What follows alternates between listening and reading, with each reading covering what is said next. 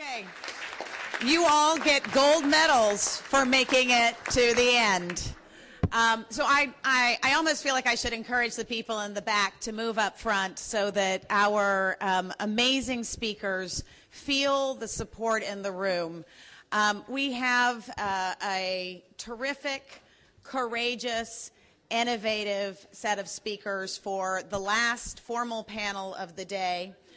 And I think I'm going to ask this question at the beginning of our panel, and I'm going to ask it at the end. And I hope when I ask this question at the end, we will have some concrete answers and ideas to deliver.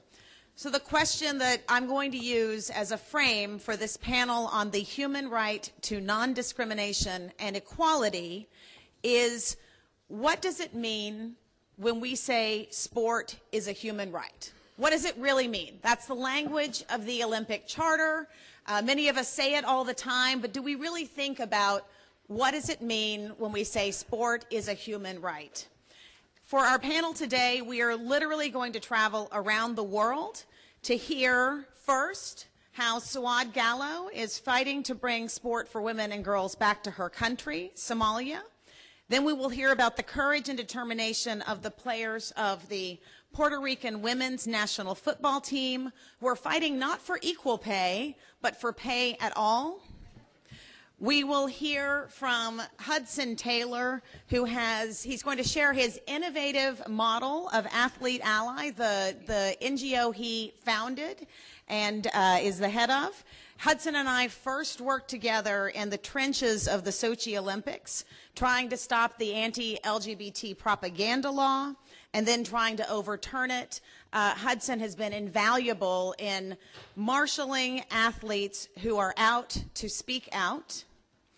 And he's going to talk about the upcoming challenges for the LGBT community with major events happening in Egypt, in Qatar, in places where there have been anti-LGBT purges, including the torture of more than 100 people. And then finally, we're going to hear from our athletes from the women's national football team in Afghanistan, Shabnam Mobarez and Khalida Popal. They are players on they have been players on the women's national team, and they will talk about the conditions that have been created where abuse could flourish. So we're going to start first with Suad, and we have a short film. I don't think many of you in the room will know about women's sports in Somalia. You may know about the 20-year civil war there, but you may not know about the effort to bring sports for women and girls back to Somalia. So we will roll film.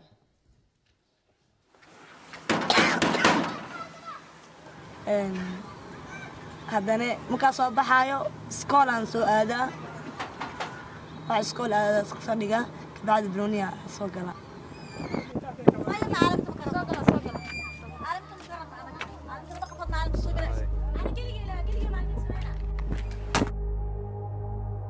ila u dhumin jiray istaadiga koonis ayadoo la dhisin u dhumin jirnay gabadha saaxiibanahay Allah yarxamad way wadi muddo xalli jir fayso ayagoo marka qofka sportska dhalinyarada ma jeclaba dadkan oo cadawga wadan shabaabta magaalada nolona raaliga suuqay jiray li jira waxa wadi gijooji qoorta laga goynaa ugu leeyahay anigu waqtigiisu dhimana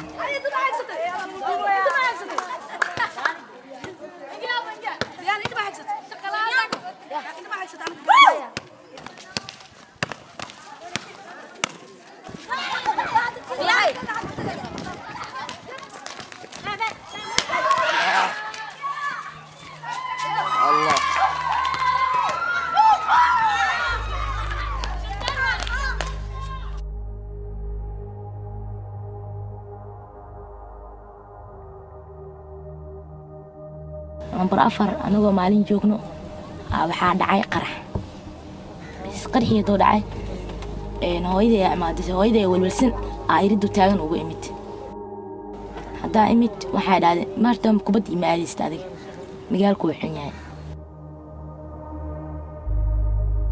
markaas waxaan dhahaa hooy wax balbaleen ma lahan nin walba waqtigiisu dhimana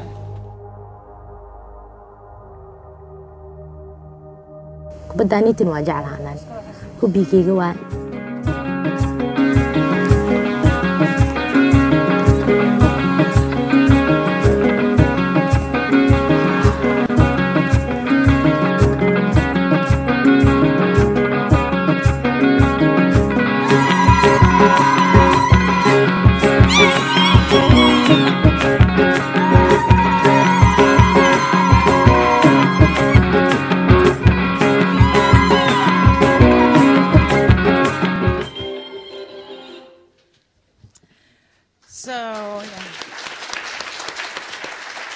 So, Suad, the line that sticks with me from your film, and this is a documentary that's coming out soon, is no matter what they do to me, I have the right to fulfill my dreams. Tell me how basketball was your dream, and what did sport do for you? Thank you, Mickey. Assalamu alaikum. Good afternoon, everybody. As you know, my name is Suad Galow. I'm from Somali American. I started playing basketball age 7 because my older sister, Safia, she was playing Somali Army team. And I was the youngest for the family, and she did not allow me to stay home. So while I go with her and she's practicing, I used to dribble the ball around. And that's the day I fall in love with playing sports. Sports provide me education, lasting friendship, and leadership. I believe I was the luckiest person to have a government, to play freedom, and to have a society at the time, in my age, understand what sports meaning to us. Unfortunately, in 1991, as everybody knows, Somali government overthrow. But I was the lucky one because I received a basketball scholarship, University District of Columbia in Washington, D.C., which I became the first East African woman to receive a basketball scholarship in USA, NCAA Division II. And since then, the country was getting worse. But I did not know that much because I was in Washington, D.C. area, Fairfax, Virginia.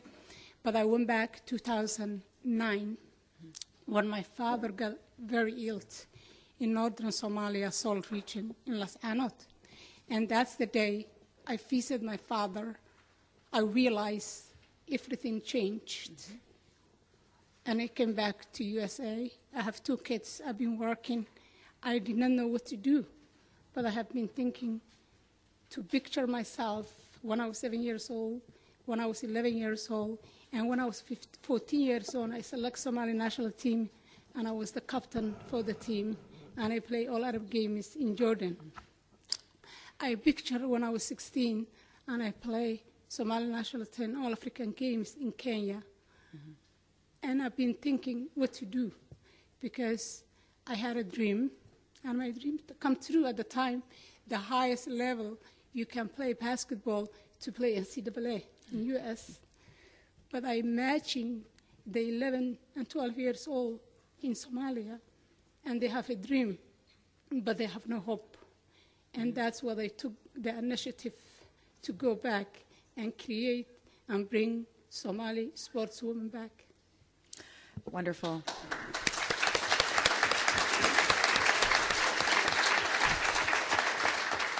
So, we in the, in many countries, women don't have to risk their lives to go and play.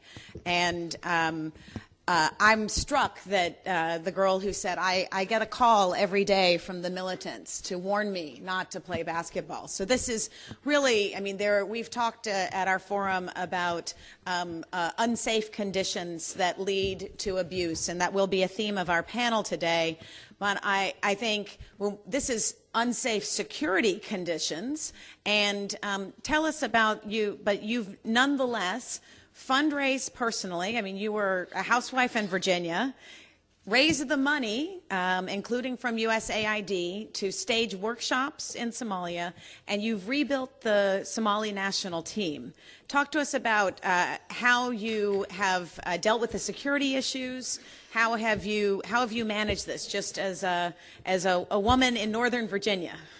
Yeah, mother, a woman living in Washington, D.C., traveling 25 hours to go back to her native country and wants to change something.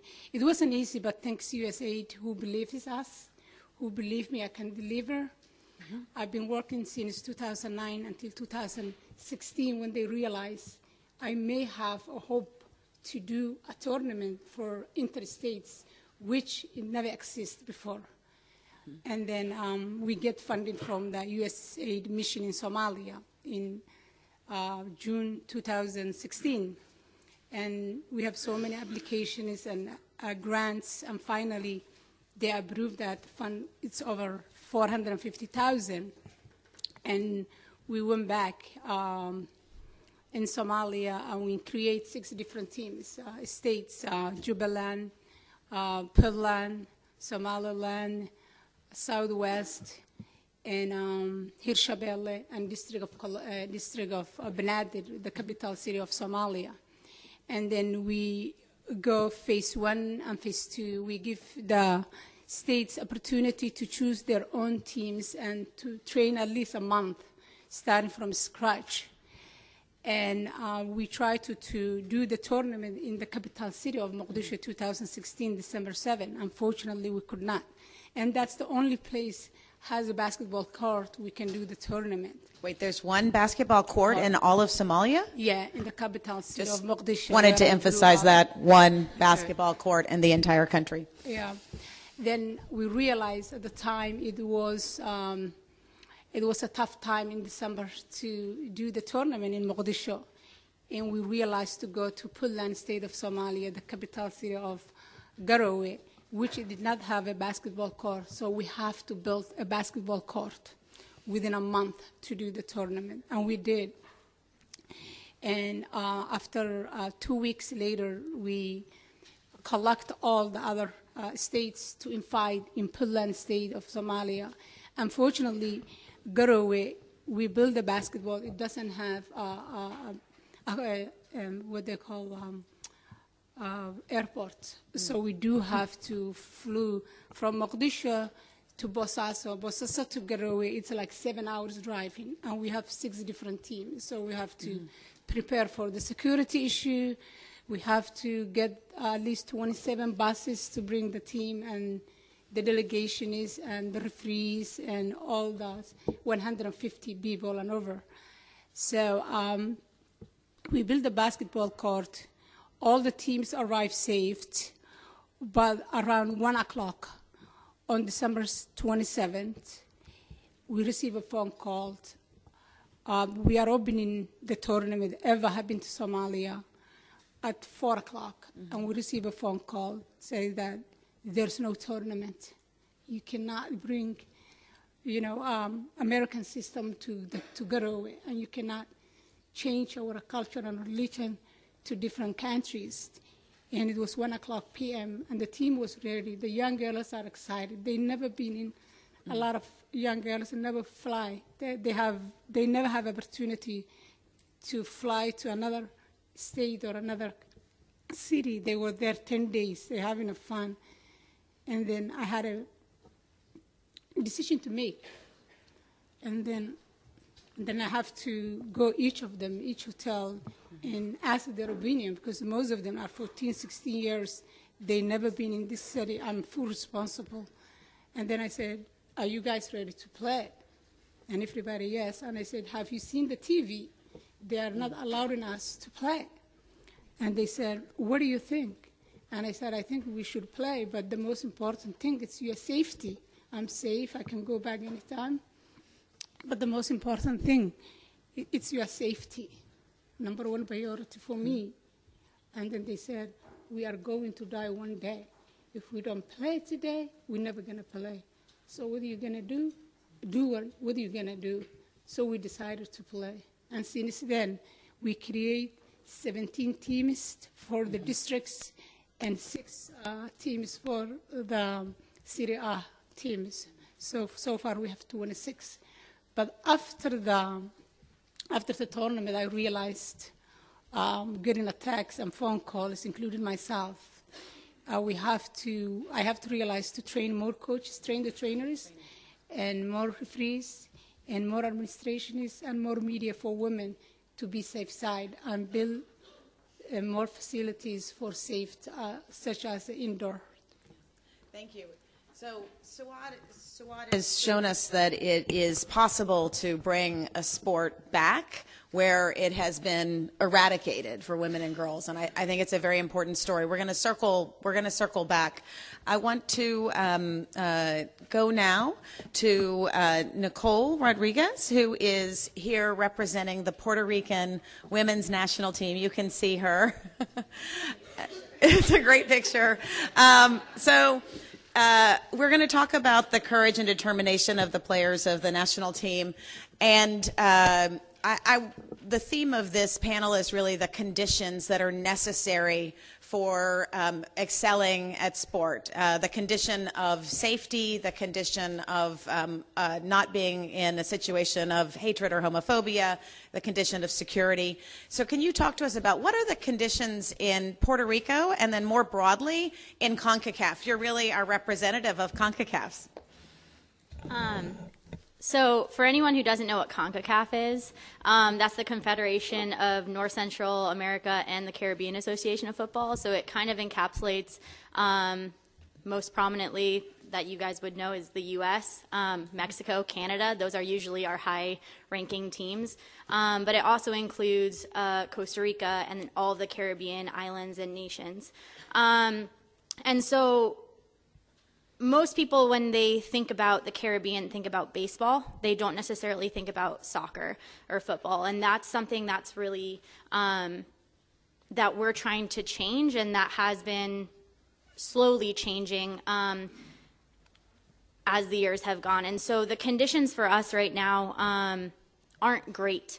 And Minky mentioned that we want to get paid, but honestly, that's something that's way down the line. I think we're really at the beginning stages of what we need, and one of those things is just we need adequate playing fields. That is so basic, and that's something that if you're playing on a national team, you would expect that you get adequate playing fields or even field time, but that's something that we don't receive. And it's not just something that we don't receive just because we're girls. It's something that as a country we're valuing club teams over national teams. And one of the things that really sunk in for us, this is a picture of us playing against Argentina, and that was our first ever international friendly game. So I've been on the team for 11 years, since I was 15, and this is our first ever international friendly game. So if you think about the fact that the United States plays 19 international friendly games in 1 year, I haven't even had that many caps in my 11 years of playing because I haven't had the opportunity. And so if we're thinking about we got this game from media, from us pushing the media and saying, hey, things need to change because we are really talented and we've made history being in the finals of CONCACAF qualifying in 2016. And that was the first time our country had ever done that. And we were within one step of qualifying for those Olympics. And so we were sure that we would get support, and we were sure that we would have a change in our federation to help us as we moved towards the World Cup. And we didn't. There was nothing. We were inactive for 2 years before qualifying, not playing at all with each other. And so when we put pressure after not making the next round of qualifiers, we finally got this game, and we decided that we were going to, after we were practicing for 3 days before this game, so inactive for 2 years and then practicing for 3 days before a game, we went to a field because it was the only field that they would let us practice on, and there was holes and there was syringes and it was waterlogged. It had rained a lot. And so we were expected to play on there, and they told us, you only get 1 hour because the club team has to practice tonight and the field can't be ruined for them. So we're like, okay. And then the next day we got the turf field, which was great, but we got kicked off after an hour because there were 5-year-olds who needed to come practice. So it's not just, we finally said this is enough. We can't do this anymore. And so in our first ever international friendly game, we actually staged a on the field protest. And so this is a picture of it. In the first, I had contacted the captain of the Argentinian women's national team, and they've been going through something really similar. And they've actually made huge strides, and they made the World Cup this year because of the steps and the bravery that they've taken. So we talked to them and we said, hey, this is what's going on. We know that you guys understand. Will you help us? And they said, yes, absolutely. Tell us what you need. And so in the first minute of the game, the whistle blew, and they kicked off, and they kicked it back, and then they kicked it out of bounds. And they let us stand at the middle of the field, pointing to our ears, and our bench stood up as well, turned to the public and pointed to our ears. And we said, we can't, this is falling on deaf ears, and we need to be heard. People need to listen. And kind of from there, that's where we're moving. Conditions haven't really improved, but that's kind of what we're working towards. Can I ask you, I have read a lot about the FIFA Forward program, the emphasis on funding women's sport. I keep seeing press releases about this. Yeah. And, I guess one question isn't money supposed to also go to women? I mean, how is it that there is such a disparity in the treatment of the teams? Yeah, so there's $750,000 a year given through the FIFA Forward program, and some of that is allocated for women. And then if you tick a couple other boxes, they give more money through that FIFA Forward program. And so what's interesting is that we haven't had international friendly games. We haven't had training camps. We don't have new balls. We get our uniforms passed down from the U17 boys. So we haven't seen any of that money. We don't get paid. We don't have stipends. We get food from Applebee's. It's great. And so we want to progress, and we've shown that we can, but the funds that are supposed to be coming to us seem to be disappearing. Wow, that's okay. So that takes us back to our previous panel on corruption. So it's very hard to create the conditions where you can win. How can you win when the conditions aren't there for even the most dedicated team to train? And I also, you've really done a great job of throwing a spotlight on this situation. I also read that there are no changing rooms, medical facilities. What if someone's injured? That's a huge problem for us, actually. We have no insurance through the national team at all. So if anyone gets hurt, they front the cost. And supposedly the federation is supposed to pay back, but they don't. So we had one of our U17 players. She tore her ACL in a in a competition, and her dad had to front the cost, and they still haven't been returned the money. And one of our players, she messed up her shoulder in one of our competitions, had to front the bill, still hasn't gotten paid back. So there's no medical care. Yeah. So we're going to circle back to conditions broadly speaking, but I want to talk about I want to turn now to Hudson Taylor. He is our gender diversity on this panel. I want to thank him for being our gender diversity. And this is where I get to embarrass my old friend Hudson Taylor because he sent me some videos to consider showing, and they weren't quite short enough. So we're going to play something. He would never have sent me something so self-promotional, but I think it's fun. Let's roll.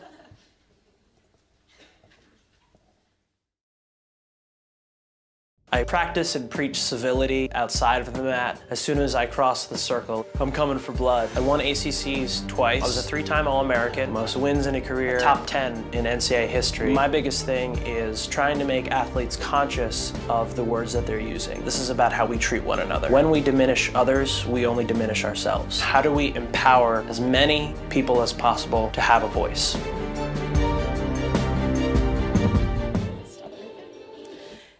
So sorry about that, Hudson. But I wanted the room to understand that Hudson really, has been a competitive athlete. He's been a coach. So, there really was no special requirement for you to be a voice against homophobia, to create an entirely new structure that would address, that would bring athletes together with allies.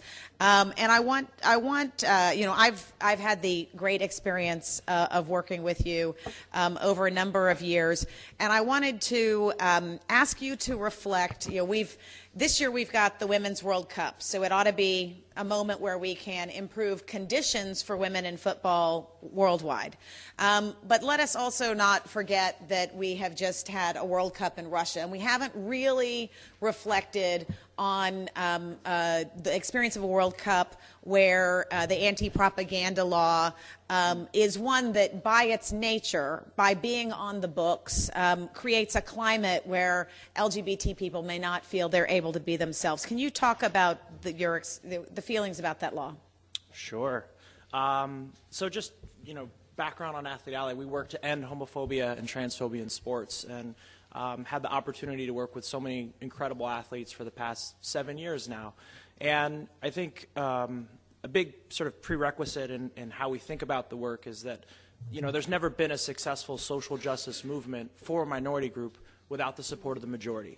So if we're serious about ending any form of oppression or discrimination, it can't just be the responsibility of those who are impacted by it who shoulder the responsibility of ending it. Right? It's incumbent upon all of us to be better allies to one another.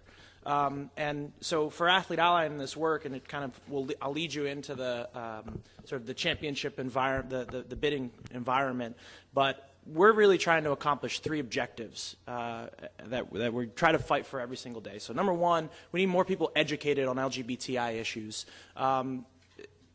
LGBTI youth are dropping out of sport at twice the rate of their heterosexual counterparts.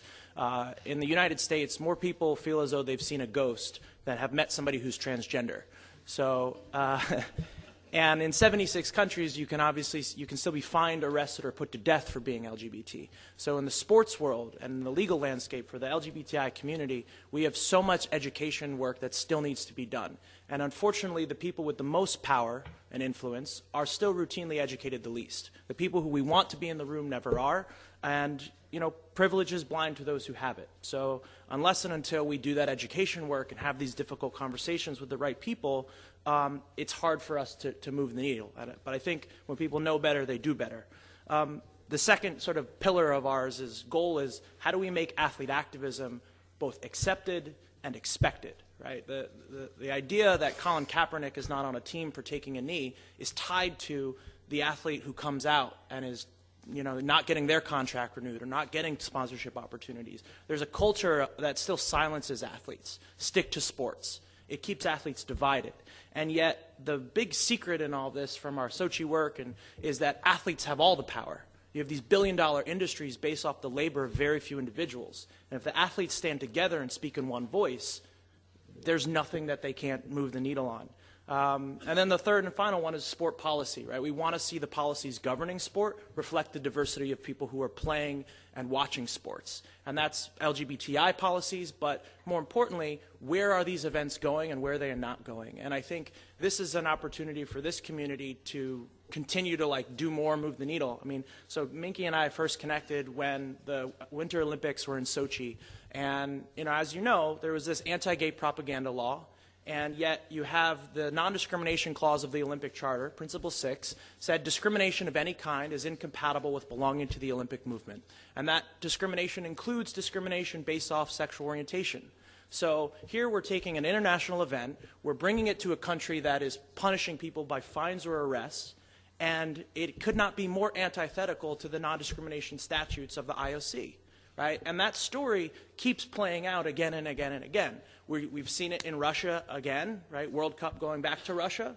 We saw it with, training camps happening in Chechnya, a country that is torturing and killing and kidnapping bisexual and gay men.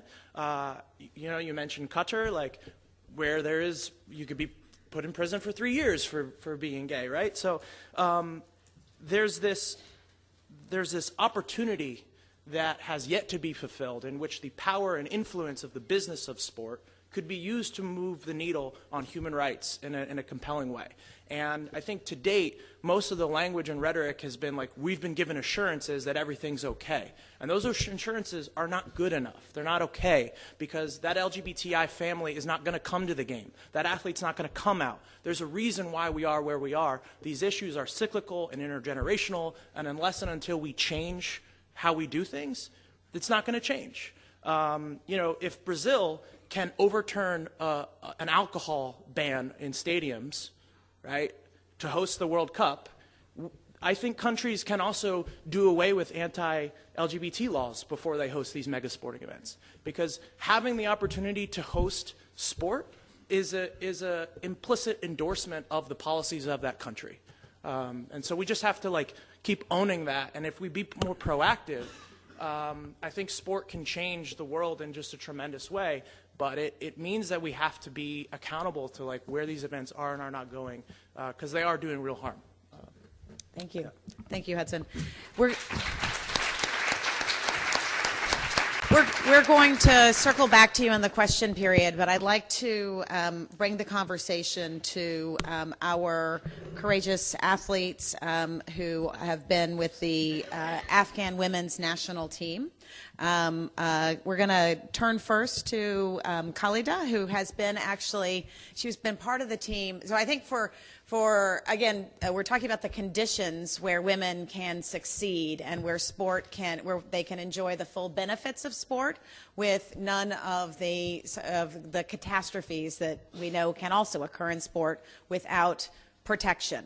So I'd like to ask Khalida to talk a little bit about the overarching conditions, and I want to frame it for the audience. This is a BBC story. I'm just going to read the headline for you.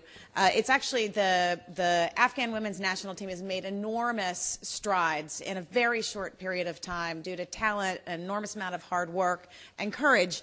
But when we're talking about the conditions, again, a little bit like Somalia, I think for people who can go to a football pitch anytime they want or can go play tennis, you don't recognize the enormous risks that women and girls take even to get to the field. So the headline on this is, and this is a story from February of this year. It says, Afghan women's players coach says it is life or death for the players. Spat at, stoned in the street, and having to avoid bombings on the way to training, all because you want to play football. So talk to us about the evolution of the team from 2004, and also what are the conditions in your country that make it so challenging to play? Thank you so much. Hello, everyone. I am a girl from a very male-dominated country. I started playing football in 2003, and I started campaign to get more women to play football, because the only game I knew it was football. I learned from my brothers. That was the beautiful game that I love all the time, that brings happiness, joy, and unity. I wanted to bring the unity amongst women in Afghanistan, to raise their voice, to become the strong voice, to stand for women's right and human right in a male-dominated country where women has nearly no right. And football was a great tool, because still in the most modern countries, football is known as a masculine and man game. And that was a great tool to stand for and empower women. I use football as a tool to empower women in my country. We did a lot of campaign together with my mother. In 2007, we made a deal with Afghanistan Football Federation, because the Afghanistan Football Federation didn't want to have women's football because it was against the image of the country, and they were not trusting the women football. A part of all death threats and problems and challenges, culture challenges that we were facing and we were fighting against, we made a deal in 2007 with the president of Afghanistan Football Federation that we gave our budget, that's FIFA provides for women's football, we give you the budget, give us right to play football. That was the first deal. It was a good deal. They were happy to get our money to allow us play football. We did it. We made it a history in a country in 2007. For first time ever in the history, Afghanistan had first ever women's national team. We were struggling, we were fighting, because it wasn't just about playing football. It was about our right as a woman, our right for the future to stand strong and have a strong voice. We did a lot of campaigns to get women more in our team. One of the very personal story I want to share with you. I was coaching one of the girls school. She was only 13 years old, and her parents was the cleaner at the school that I was teaching. That girl was very talented and very passionate. She loved football. I went to her parents and I said, listen, allow your daughter to play for the youth national team. She has a bright future in front of her. She is talented. And the parents look at me and say that, after God, we believe in you.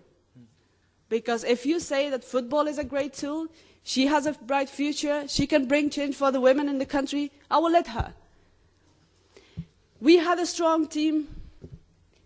We were becoming really, really strong voice. What happened? I became the head of Women's Football Committee of Afghanistan football.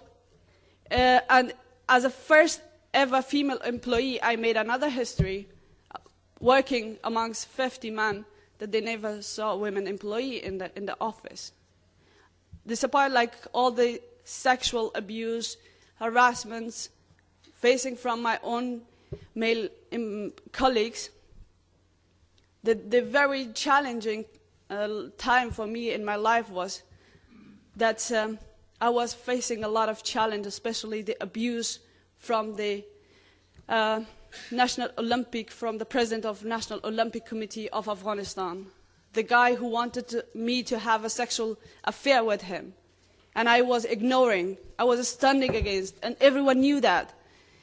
It took me from 2009 until 2011. I had to leave my country. I had to stop everything that I was dreaming about. But I didn't forget my fight for women's rights, for right of women in my country. I left my country, I sought asylum in Denmark, but I was still like fighting for miles away from my country.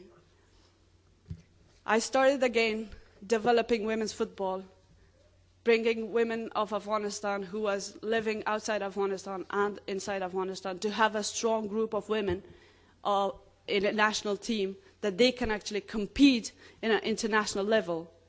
What happened? I received a call one day from that girl that I was coaching. And I said, how are you? And she said, why you are asking me now? Do you know what happened to me? They took my life. You told me that I have a bright future. You know what happened to me?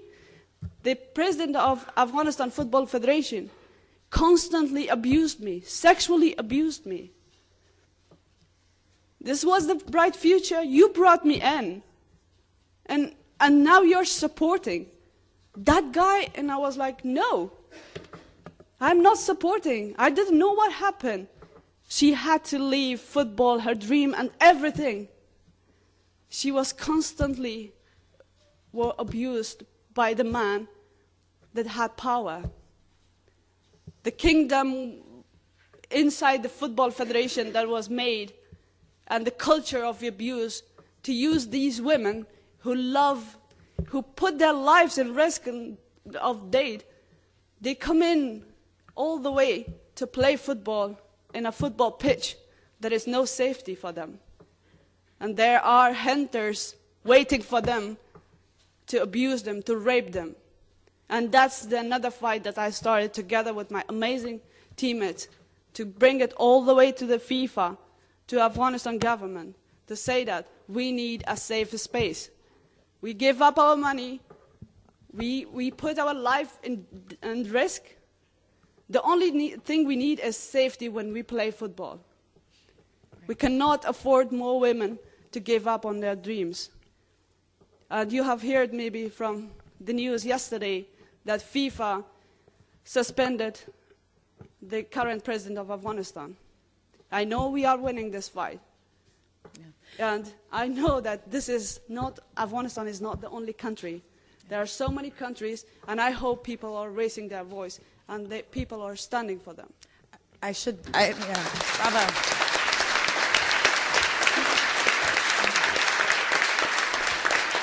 So I should say FIFA.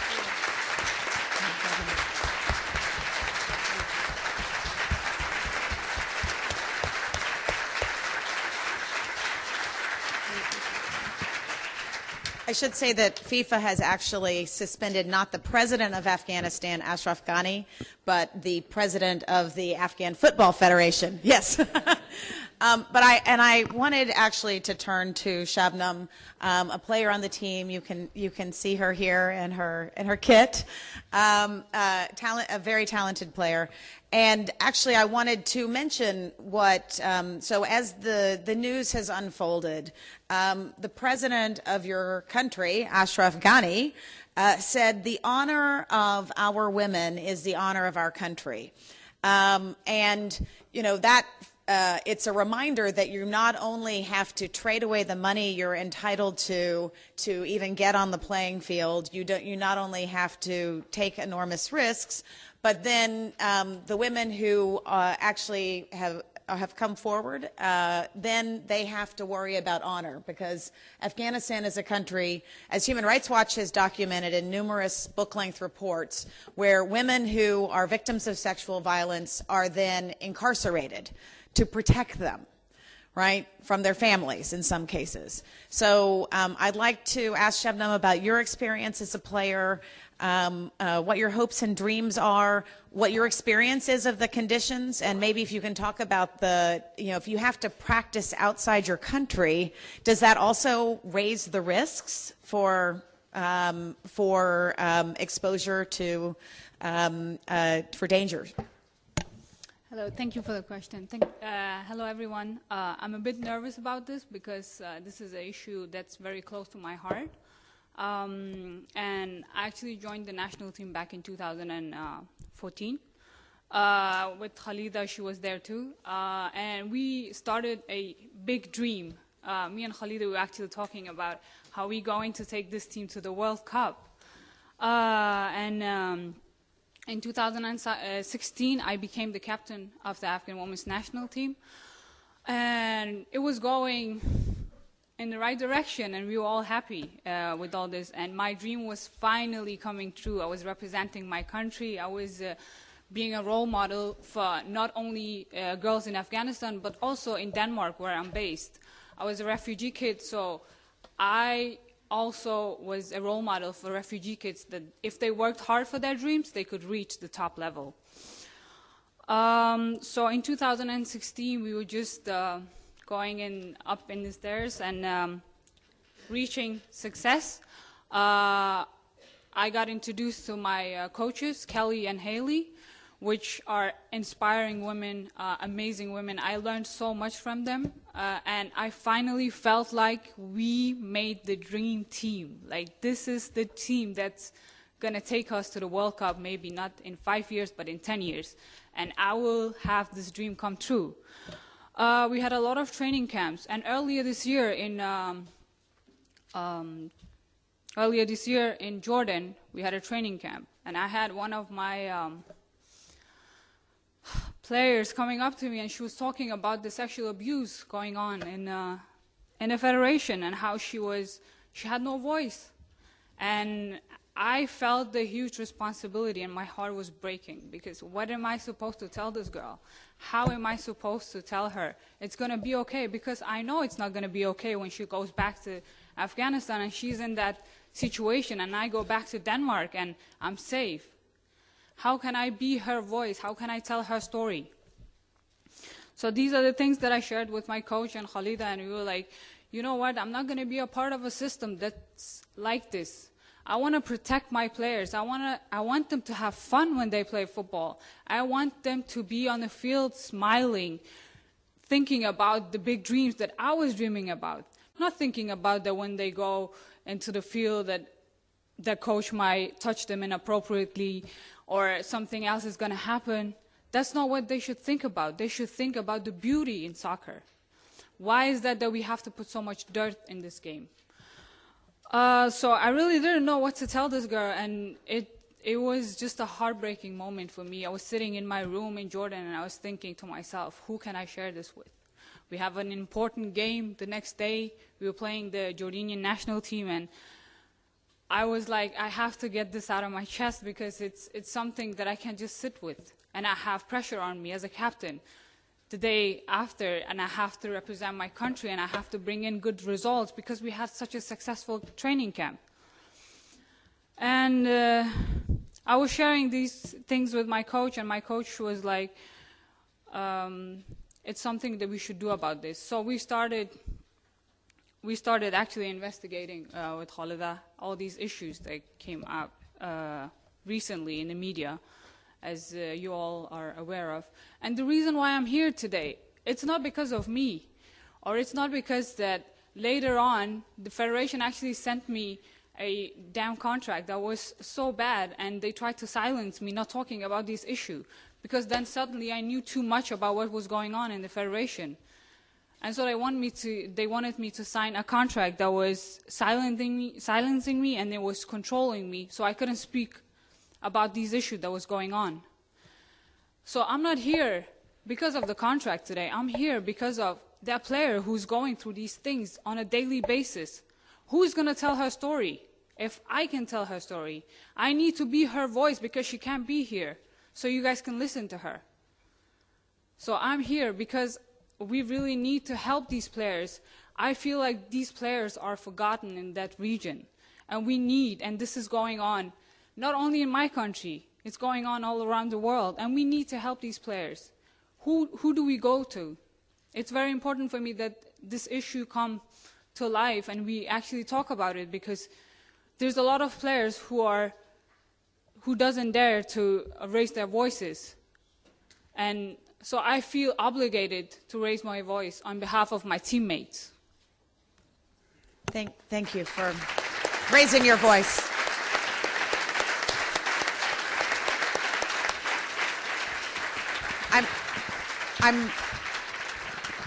I'm reminded of what Nancy Hogshead-Makar said in our first session yesterday, and it's very important to stitch these themes together as we near the end of the Sporting Chance Forum. And that is that it's unacceptable. It should be a baseline that coaches cannot date or have relations with the players. That's an unacceptable situation. And I think we're going to open it for questions now, and at the end we're going to give everyone a chance to sum up. But I wanted to throw this to the audience, but with a purpose, and that is that this is the year of the Women's World Cup, 2019. It's effectively 2019, so we are now in a 6-month countdown period. So in my experience of working on sports and human rights over a 20-year period, it generally requires not just knowing what the solution is, or not just knowing what the remedy or what is needed in terms of change, but it also requires a moment when there is interest and a spotlight. That's actually when we can get things done. And this is a room of people who can get things done. And so I'd like to throw the question to the audience that you may feel free to make a statement of support. You may feel free to make a recommendation. I should also remind the audience that we have therapists and support in the room, Kat and Gemma, and also resources on the center website. But I'd like, this is our final question period of the day, and I would like people to make some suggestions, some recommendations. And I will say, it can be funding. Clearly, Somali women's basketball just needs funding. It can be recommendations for how we use mega sporting events to move the ball on LGBT rights. And we've also flagged the question of contract, equal pay, and conditions. These are often dealt with in isolation, but clearly they're all related. Safety and security, if you're training outside the country, you're more vulnerable to abuse, right? So with that, questions from the audience and comments. So I'm going to start actually with Miriam, and we're going to work our way around the room. Thank you. Congratulations to all of you. I don't have a question, just a comment that what Khalida and Shabnam did is very important, because the situation that they were in, they have nobody to complain, because the man entitled to assault them, they cannot complain, because if you are out of home, it means you are ready for sexual assault. You deserve it, basically, you know, and that's why they could say whatever happened to them, because they have a connection from outside world, outside of Afghanistan. So it means it's really important for sport world to make connection with marginalized society, with countries like Afghanistan. When something happens to man, it's always girls' fault, because you're going out, you don't care showing, or if you want to do sports, it means you're ready for whatever assault that.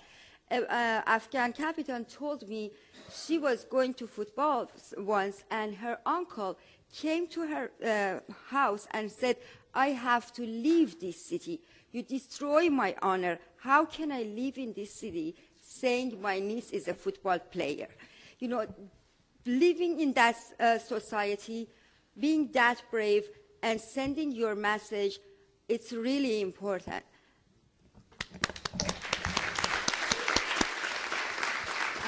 Nancy in the corner.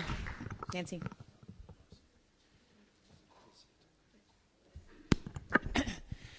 I just think, listening to all of you at your panel, that there cannot be a better testimony for why the IOC needs to start an ethics commission that has as much authority and power as it does over doping. That right now, so much of the world has no remedy for something to happen. In the U.S., the reason why that the Nassar victims, the 400 of them, were able to get so much attention is because they have remedy. We've created remedies for them. And to think of the exact same thing happened in Afghanistan, in so many other parts of the world, that how difficult it would be to have any kind of protection or anything happen to them. You guys just did a phenomenal job. Thank you very much.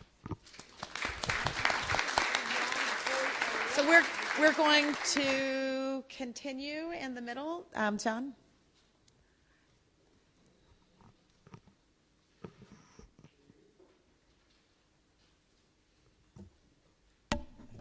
Thank you. My question is about gender.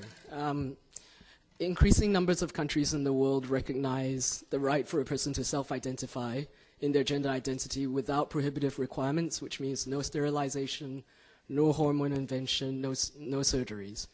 Increasing numbers of countries also have non-binary gender identities on national documents.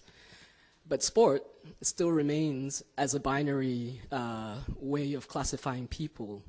So men compete and women compete. And I just want to ask the whole panel what your view is on trans, intersex, whether they identify as intersex or not, gender non-binary people competing in sports, and what this means for women's sports. Thank you. And we have one next. Yes. Just identify yourself. Thank you. Thanks. Pia Mann from Discover Football Berlin.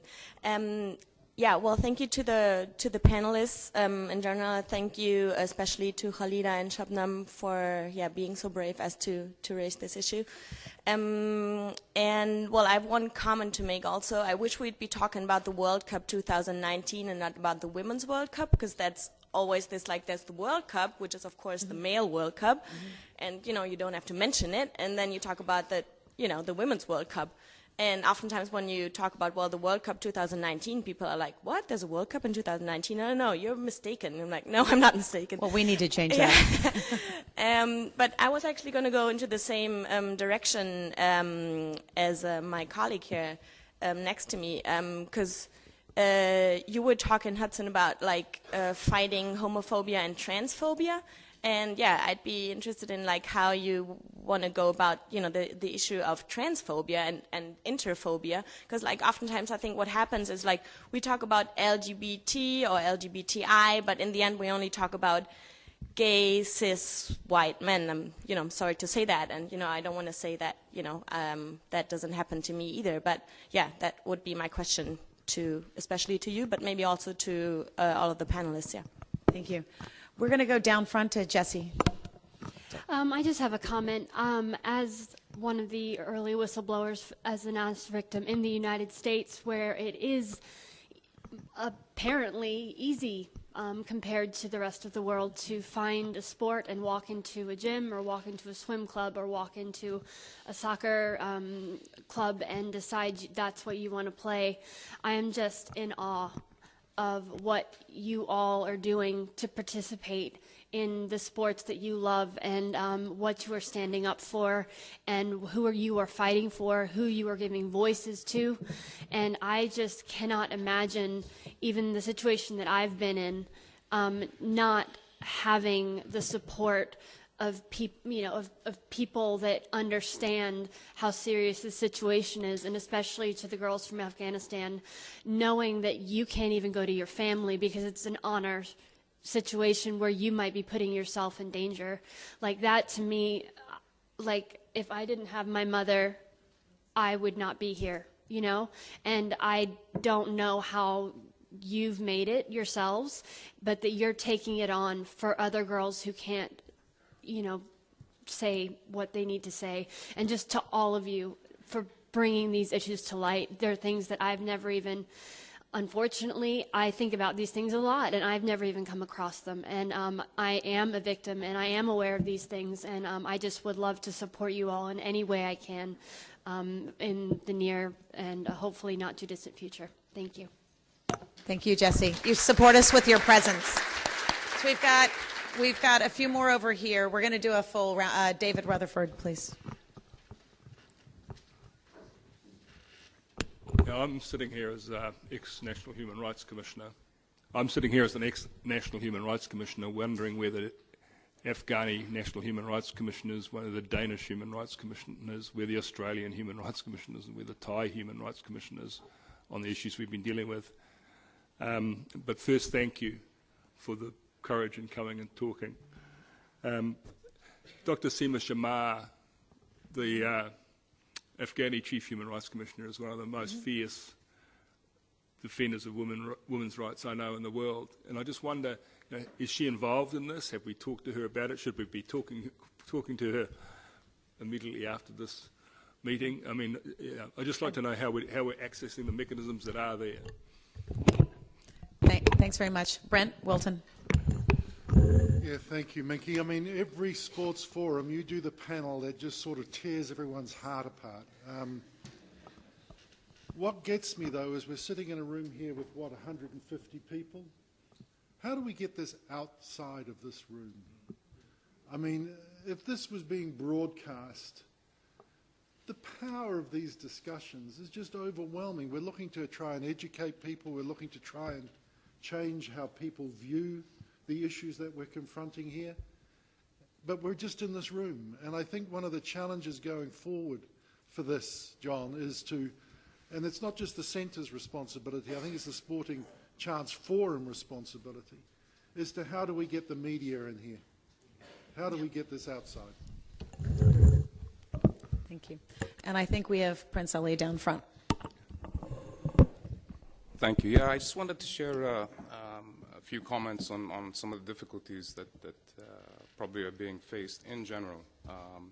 Just for you to know, as for myself, for example, I was, when I was younger, a little bit of a sportsman, not obviously as great as the people up here, but also my sister was an Olympic athlete. And so when I came back to my country, I was asked by players to do something with RFA and work with them.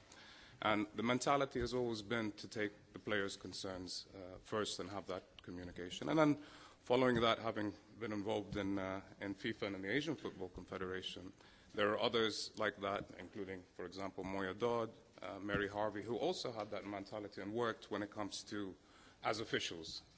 And again, with these cases, we're always in communication to know what's going on. And it's always important for an official to be able to ask about a situation in particular. But the reality is, with the majority of, in our case, football associations around the world, the presidents are not people who have a real interest in the sport itself or come from the sport. They're either ministers or they're big businessmen or even some people who, although I come from the army, but who come from a military background. And so they view these players simply as commodities, and that they don't understand what their own potential is. For us, we have, you know, as I said the other day, I mean, our national women's team captain is a member of our board and represents the players. So that's the situation that we have. And even in another case that's been talked about, sometimes these officials, they use their position to repress players for political reasons because they're afraid of the power of sports and afraid of the difference that people can make. Having said that, that can be changed, but there has to be a lot of pressure onto them, and not just to the IOC, but also to go down to football associations. And with a forum like this, it can be used to really pile on that pressure. And it should be used to angle this subject, which we're all here about. And the most important thing is, it is human nature that even if others don't agree with things, if they see some federations, for example, moving in the right direction, they will want to emulate that as well. Yeah. So I think for all of you, as much as you can, you have to pressure things, and even as someone else was saying, with the media as well. With the case of Afghanistan, it wouldn't have come up if these girls that weren't brave enough to go and raise the issue. And of course, with our panelists yesterday. So that's all I wanted to say. Thank you. Oh, sorry, and one more thing. Just with the case of Afghanistan in particular, when the abuse is coming from the top, I think initially they complained, for example, to the Asian Football Confederation, and they were told, hey, we only listen if we get an official request from the president himself. So who's going to protect them? I mean, if the accused is the one, you know, who initially represents, and I think you have to figure out to have a body or people who can take these requests and treat them seriously. And in some cases, if there is worries, be it physically or otherwise, or even for people's lives in some cases, then they should be able to do it anonymously as well. There are systems, for example, in FIFA, but nobody knows about them. And we've been talking about this earlier. So again, I think this is the platform to move. And you've got someone great here, I'm sure, is going to make sure that it's pushed through. Thank you. Thank you. There are systems also, and it's very important those systems don't actually endanger the people they're supposed to protect. That's the first rule of Human Rights Watch, is don't endanger the people you're trying to protect. Brendan Schwab in the back. You don't need a mic.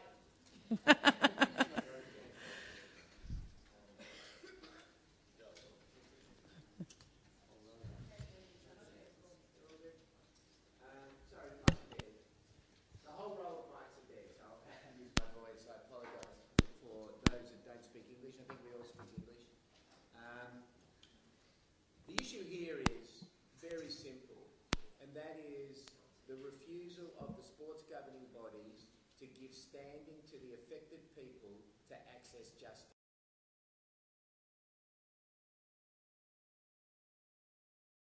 Iran would not be playing football, for example, in next month's Asian Cup, unless and until their discriminatory behaviour was ended.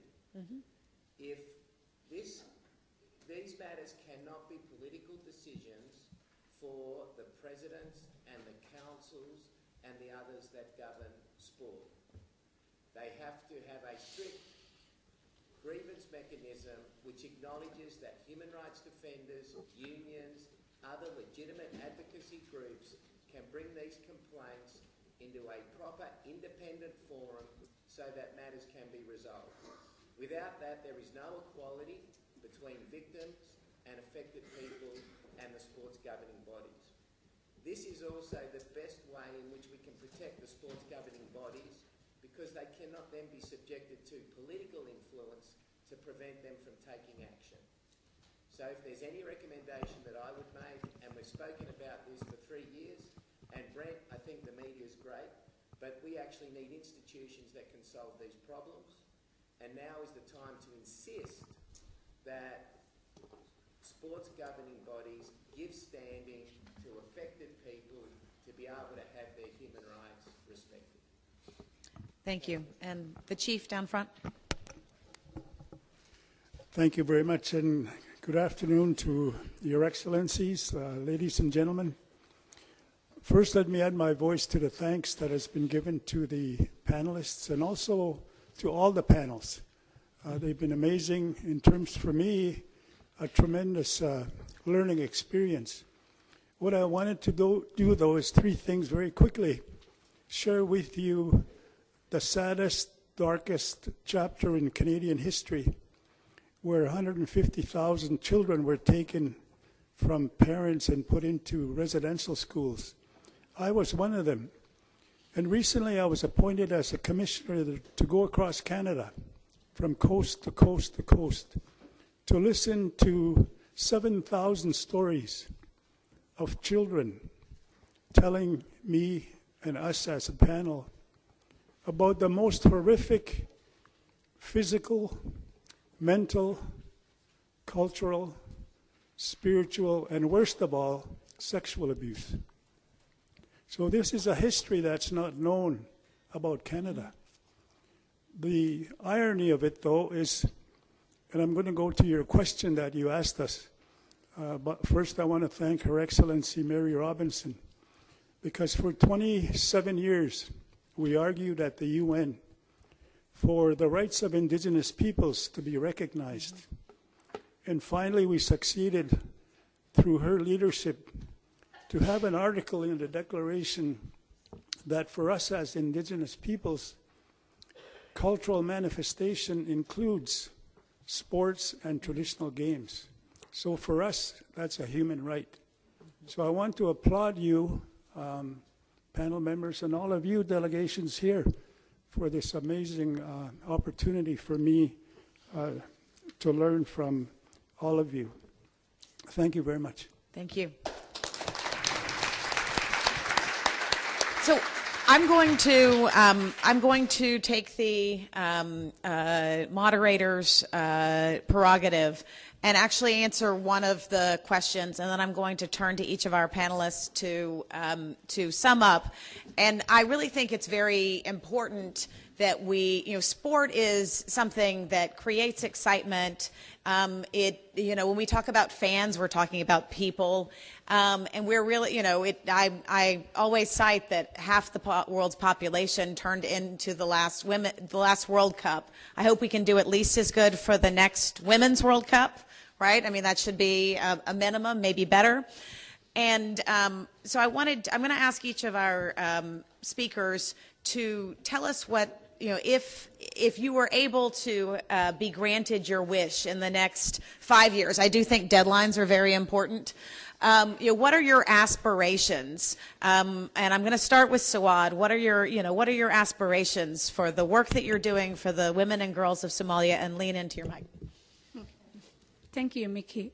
As you know, every of us, we've been a child or we are youth, and every human being and every young person has a dream. It doesn't matter where you come from, what religion you believe, and if you are black or white.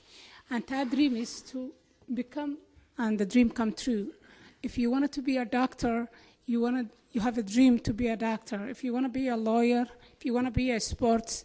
So my dream is to build a safe place for young Somali girls and to come through, their dream to come true. So the most important thing is we talk about sexual harassment, we talk about, it's a lot of issue, but imagine if you go in playing basketball outside in the city or go into the basketball court and you never know if you're going to come back safe in your home. Thank you. Thank you, Suad. I'm going to go to Hudson. What your dreams, your aspiration, your vision?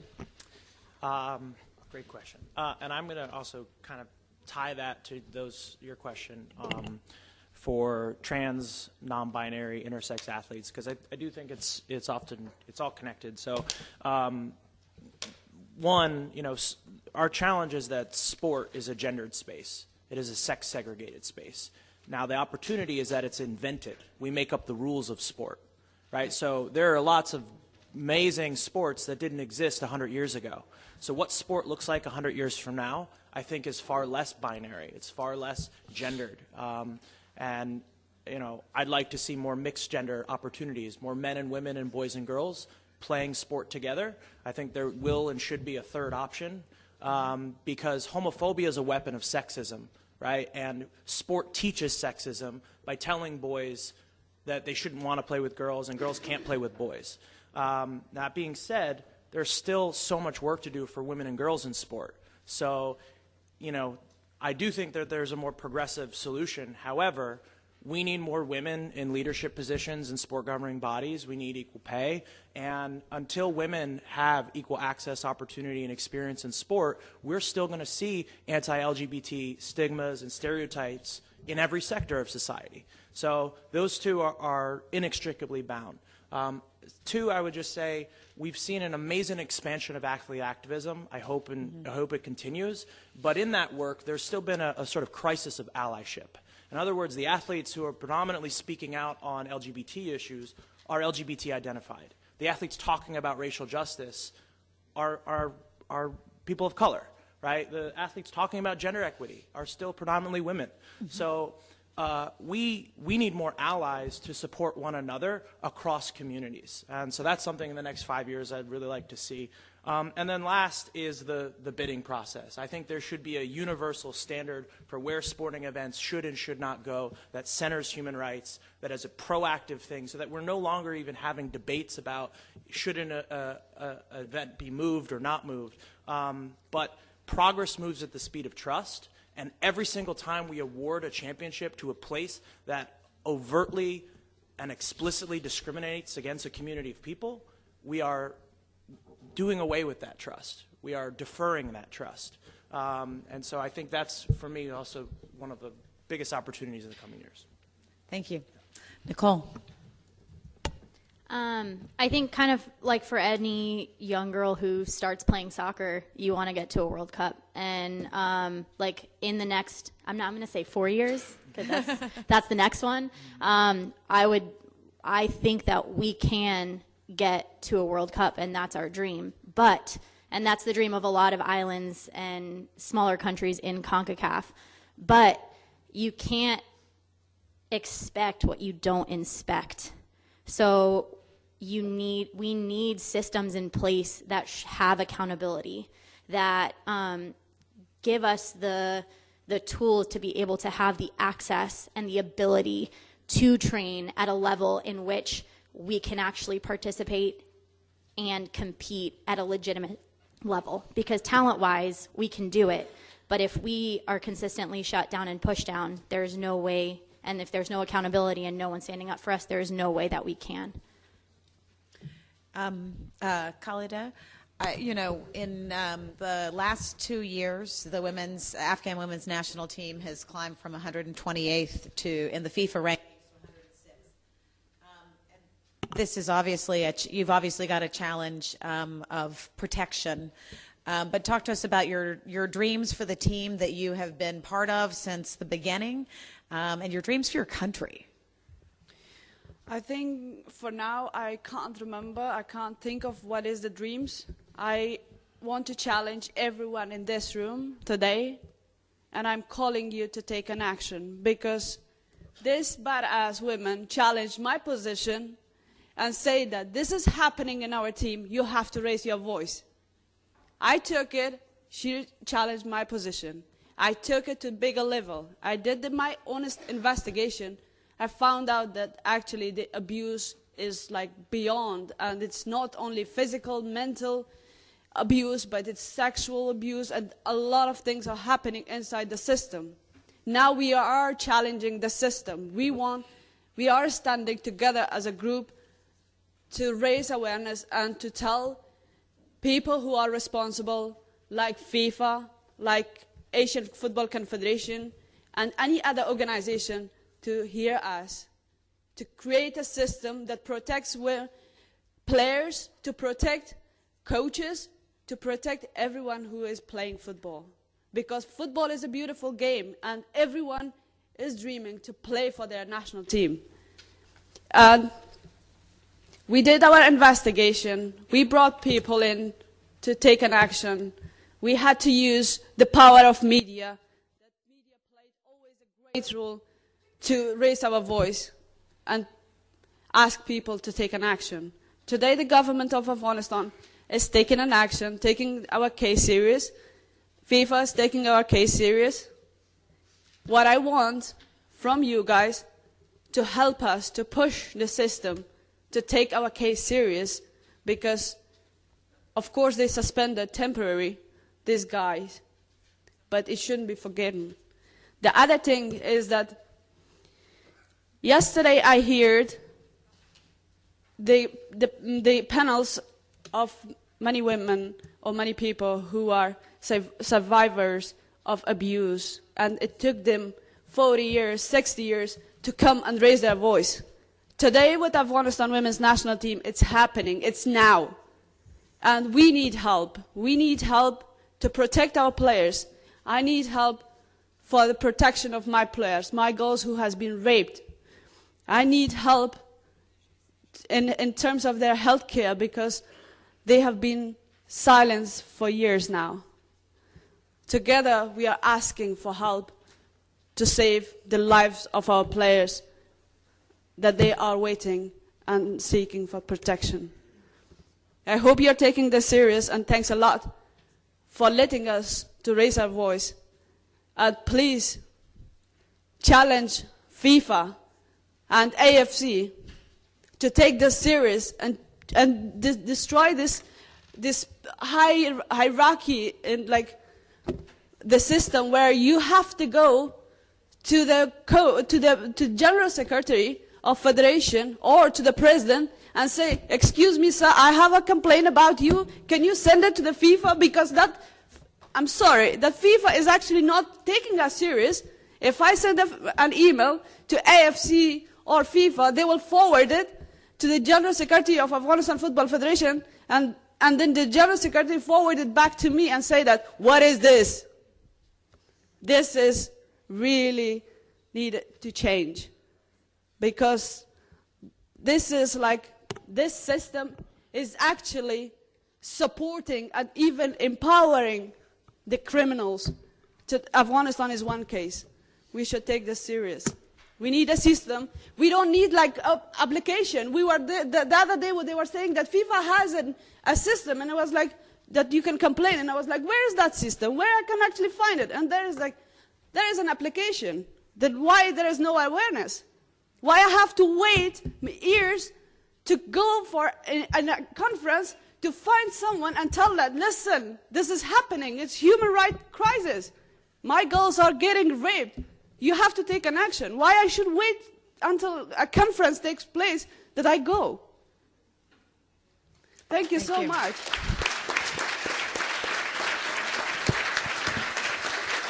And Shabnam? I'm going to make it very short.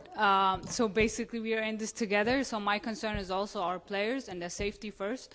Of course, everyone has a dream and everyone wants to be somewhere. I want Afghan girls who are young and who are dreaming of being something. I want them to dare to dream. Because in Afghanistan right now, they don't dare to dream because of all these things that's happening. We have to provide them role models. We have to provide them safe society so they can dare to dream, because that's how we can let women lead in Afghanistan. So my main concern is also our players. I hope that you guys, every single one of you, take this seriously, because right now when we sit here and talk, someone is getting raped, someone is getting abused. We need to do something about this right now. So I hope everyone sits here and really think about what's going on. Maybe we are safe in this room, but not everyone all around the world are safe, and they don't dare to speak up.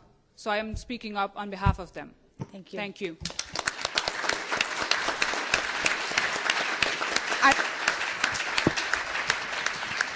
I'm going to sum up quickly by just reminding people that athletes' rights are human rights, that we need that it's insufficient to say you can play if the conditions aren't there, and the conditions are funding, security, equality, safety, personal safety, and support.